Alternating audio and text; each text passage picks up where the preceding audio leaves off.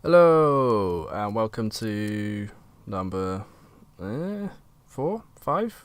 I don't know. Anyway, welcome. Again, I'm going to go over, pardon my slightly raspy throat, I had a bit of a throat thing going on.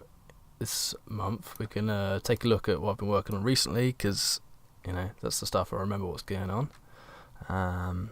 Pick a couple of parts out and just talk about kind of how we went through them. So as usual, I'll give you a little taste of how the track sounds overall. So here we go.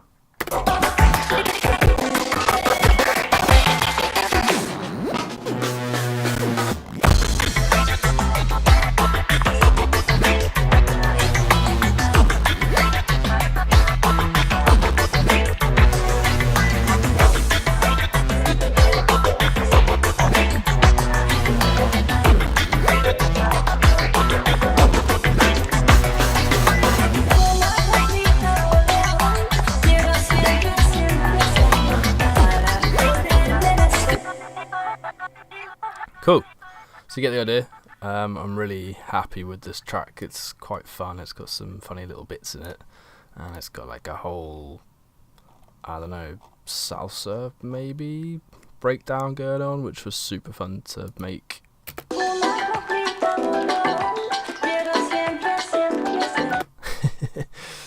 Some kind of loungy thing. Yeah. So I thought we'd start with something really simple but pretty fun. And I guess it's kind of almost a Sprongel signature sound, although it's not really. It's just like Sibient down tempo kind of thing, and it is when you do something to the hats. Well, they start like this. It's just like clean, simple hat line, and then you add this thing.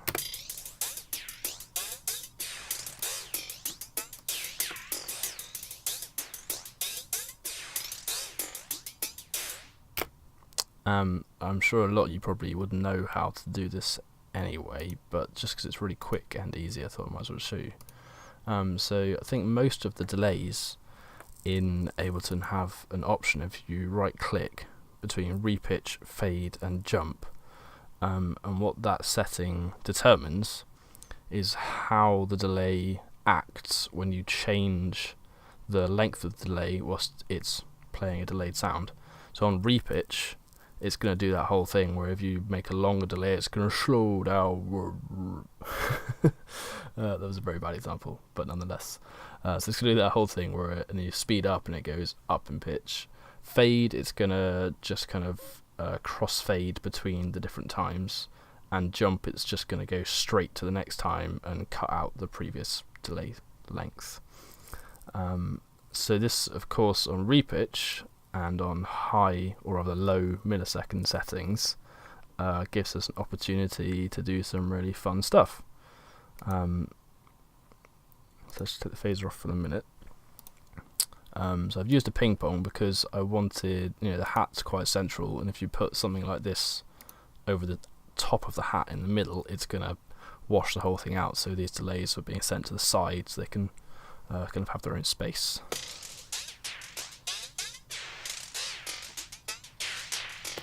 So I think what I must have done is gone into modulation, yeah. So I've done that so that I can just copy the clips and not have to worry about the automation getting messed up here. So this automation is in the clip, which is when it's called modulation. So I mean, I've pretty much done it randomly and then just kind of added bits here and there to make it sound a bit more focused, as it were. So you can see these are the delay times changing.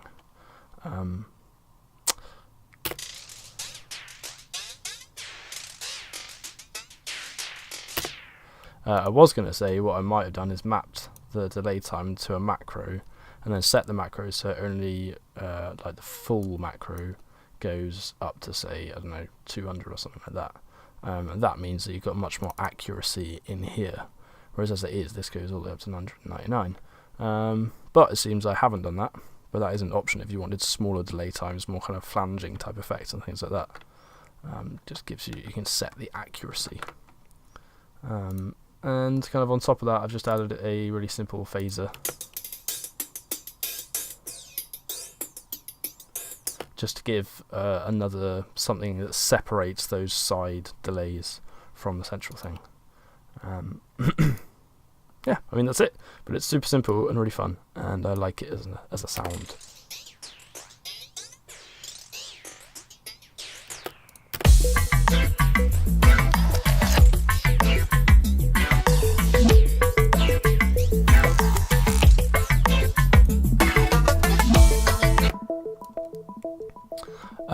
So something else I did, I was just fiddling around with a preset in Serum, which I highly recommend you get if you haven't got. It's definitely my favourite synth. I think you can rent it now as well, which is quite a good option if you just want to have a look or demo it or use it for a specific project or whatever. I was lucky that I grabbed it as soon as it came out, so I thought it looked fantastic, so I got it half price. So I kind of accidentally made this sound, which is actually one of my favourite sounds, another kind of Spongle, very Spongle specific sound, and it's something I've always loved. This is one of my favourite Spongle tracks, and I accidentally made the little kind of whip part from this.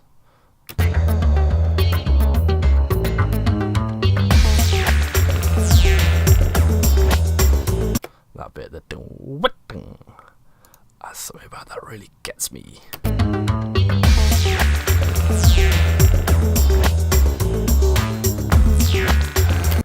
I wasn't really meaning to. I was making this, just making this sound, and I was like, oh my god, that sounds just like this, but I can't get rid of it because it fits so well. So I've left it in because it's great.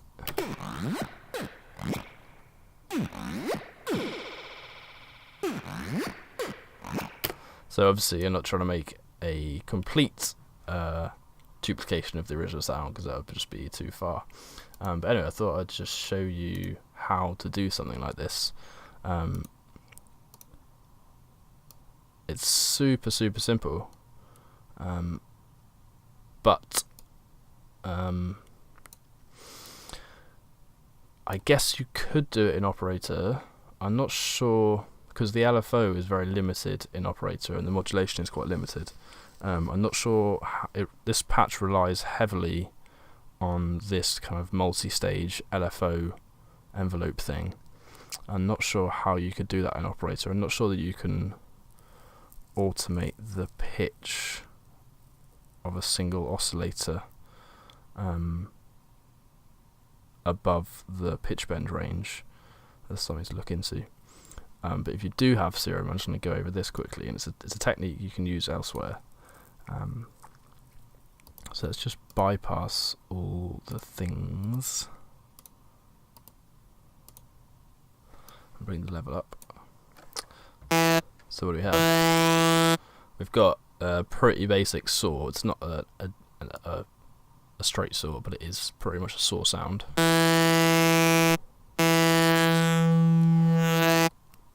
Going into a kind of sine wave. So all we're wanting to do really is modulate the pitch to an extreme amount at the same time as the level, and potentially the wavetable that's not as necessary. So if we put the level back on, we get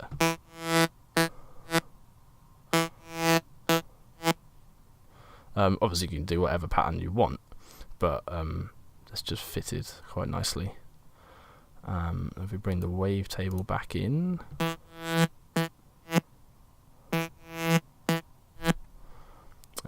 and then the crucial one is modulating the pitch. I'm not actually sure how to tell how much that is modulating it, but it's a lot. It's going from, you know, subsonic to supersonic almost.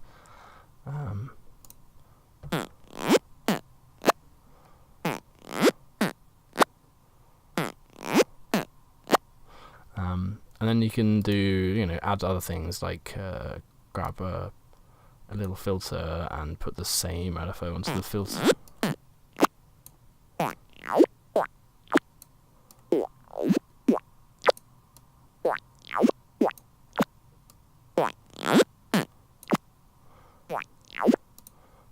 And then the original sound was like this, a bit harsher.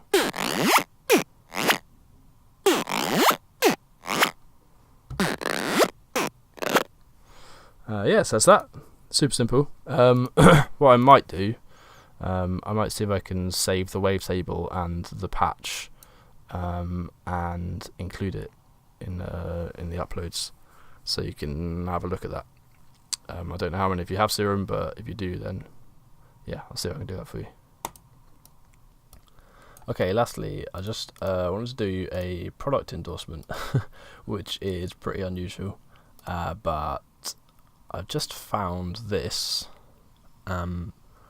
instrument / sample library from a company called Audio Animals, and this is a pretty extensive library / instrument for hi-hats, with a whole bunch of options, and it's £30, £30 GB, which just seems super reasonable to me, and I've got a feeling I'll be using it to do most of my hi-hats from now on. We'll have a see.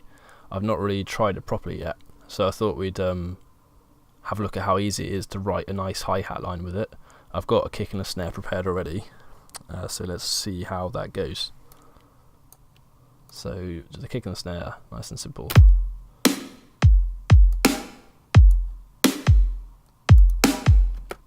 So the first thing I do, because I normally like to add a bit of swing at this kind of tempo, I've got swing set up already. This is part of a different track. So I'll chuck some swing on there. I'll open it up. I'll make a short loop within the clip and find where my hats are.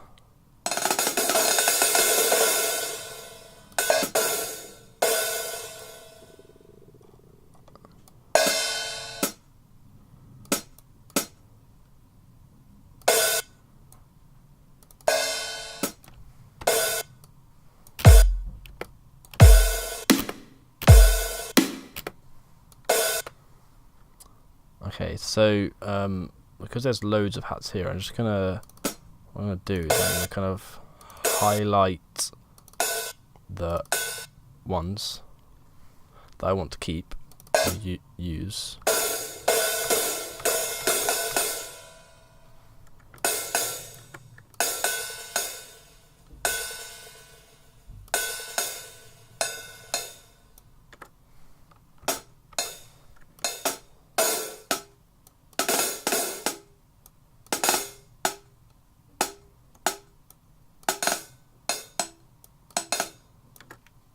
And then I'll hit 0, so they're all off, and then I'll hit fold, and now I know that instead of trying to choose every single sample, I've got a select view here that I'm going to want to use. That's my closed sample, these are my open hats, and then closed hats here.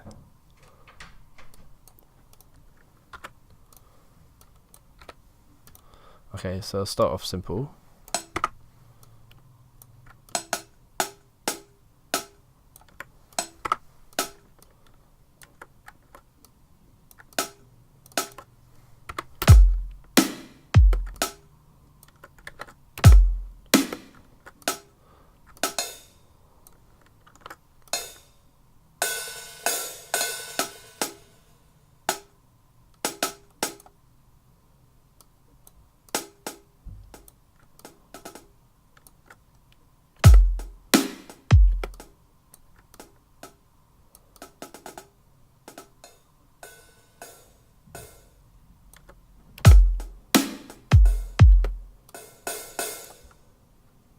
Okay, so I didn't get all the ones I wanted, so let's have so there's something in between.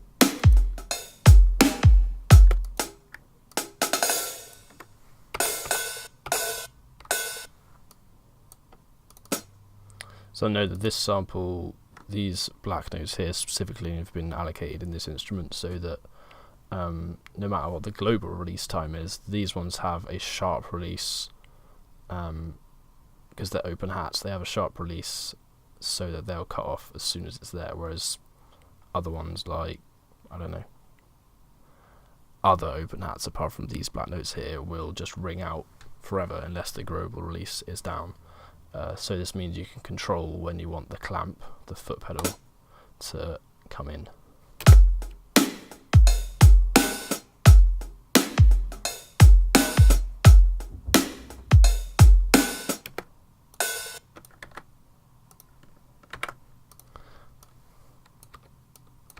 So then we'll double it up so we can make some more variation. So then we'll double up so we can make some more variation.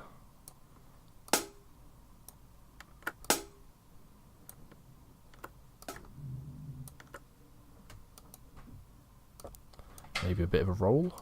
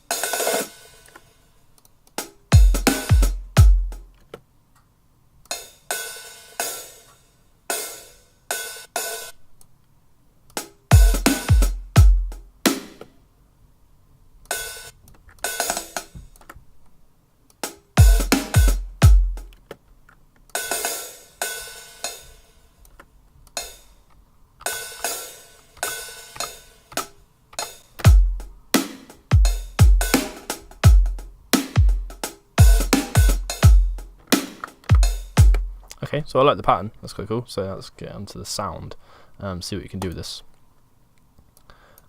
So here you have the selection for the size of the hi-hat. I think it depends on which hat you have here, but whether you can have 13 or 14. I think it might go higher, but we'll see. I'm going to go for a bit of a bigger one.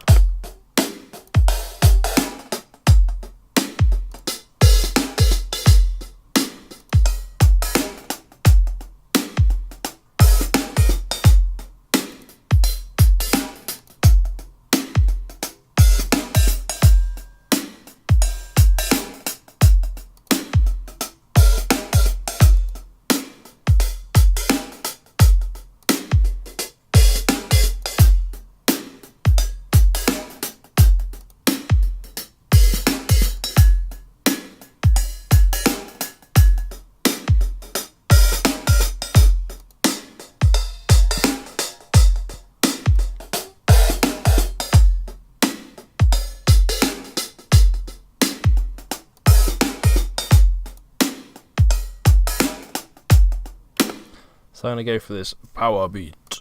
Oh, it's gone.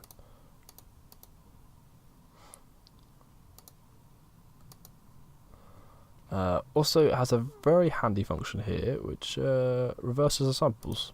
I don't know why. Because it sounds terrible. Okay, so we've got our actual instrument selection. Next we have a what do we have? Because that's some kind of bit crusher, width, high pass, low pass, drive. Yeah, so I'm gonna bring the width in. It's quite a noticeable difference. Maybe drive it a bit. Let's have a listen.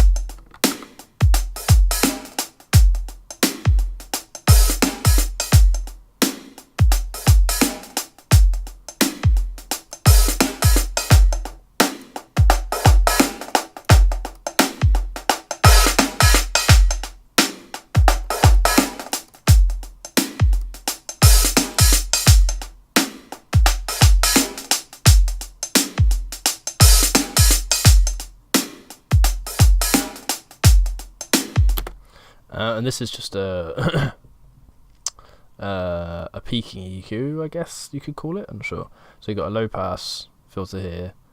You got notch here, like low mid notch, high mid notch, high pass, and I guess this is yeah, compressor. Let's see what that does to it.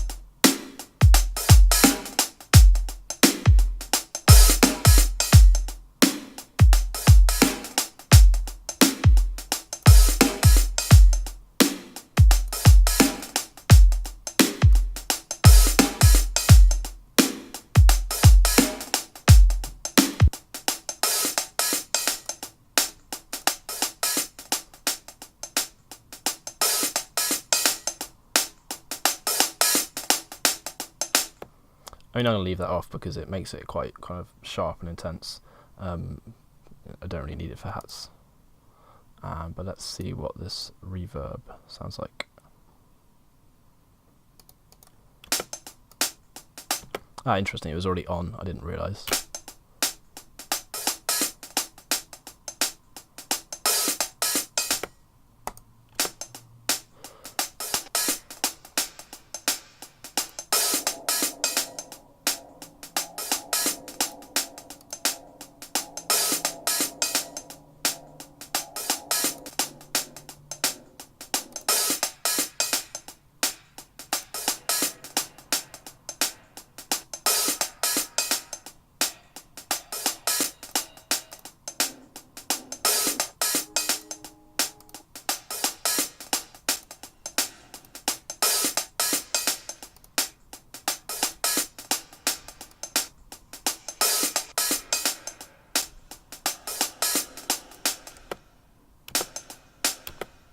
Quite springy, that one.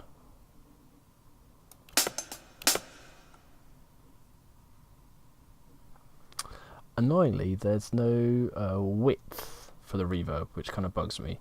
But obviously it's not a problem because Ableton has a width inbuilt.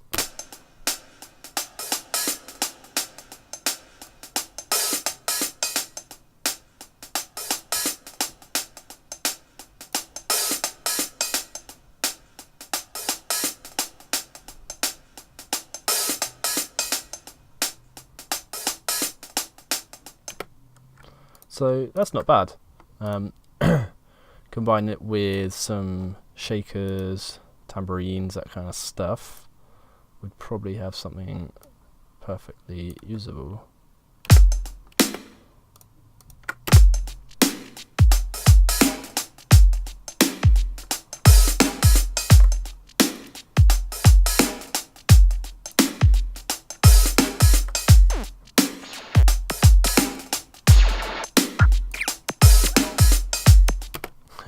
Just my weird little glitch instrument, loads of completely random samples. Yeah, so that's worked out pretty well. I'm probably going to use that quite a lot and get to know it a bit better. But it's really simple and it's super cheap. So I don't know, I definitely recommend it, even though I've not used it much. Lastly, I just want to show you something which I've only kind of realised or worked out or whatever recently. It's another way of making something wide. Using the ping pong delay method is a nice widener, but I've said before how it's annoying because you get a bias towards one side, and that means you have to switch the left and right round every now and then to kind of even it out. And using this method seems to make it really random. You might not want that all the time, but for some things it's really cool. So let's have a quick look. So the idea is to have a grain delay on a really short delay time on 100% dry wet, or I guess that's up to you. Bring everything pretty much all the way down, so using really small times. You can introduce a bit of random pitch maybe. Zero feedback, and that is about it, I think. Yeah, it's super wide. There's a bit of weird phasing going on, but I think you can adjust that. It's to do with the different times and frequencies and stuff, so this is all to play with. And it's popping about all over the place. I love that.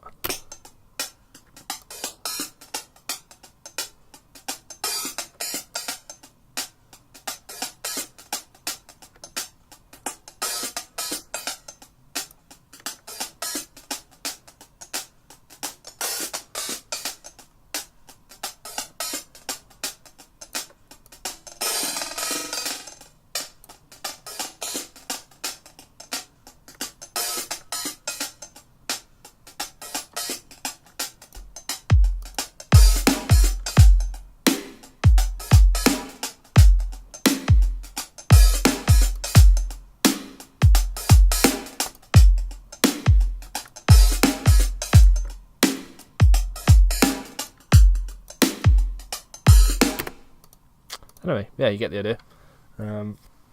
Sorry this series has been a bit lacking. I am generally running out of ideas. So as you'll have seen with this latest update, I'm going to invite everyone to the Facebook chat group thing, and hopefully there we can either come up with some more ideas, what people want to see, or just talk about other stuff, and we can, I don't know, whatever really. But I hope there's something useful in there. Thanks again, as always. Super appreciative of all your support. And we'll speak soon. Nice one. Ciao.